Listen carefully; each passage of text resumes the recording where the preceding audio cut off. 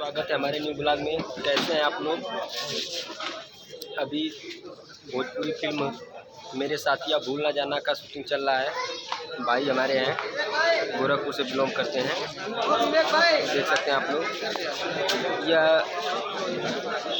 Composite विद्यालय परोरमा नियामाबाद जिला चंदौली में हम लोग शूट कर रहे हैं। देख सकते हैं आप लोग, देख सकते हैं, बहुत ही बढ़िया लोकेशन है। प्राथमिक विद्यालय परोरमा में हम लोग हैं। आप लोग देख सकते हैं यहाँ का लोकेशन। और आइए आप लोगों को मिलवाते हैं विलन। देखिए अब इनका डेंटिंग पेंटिंग हो रहा है।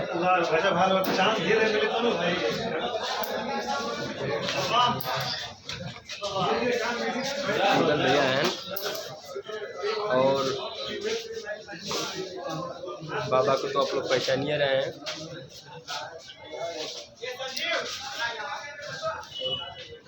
देख सकते हैं पूरा लोकेशन यहाँ का।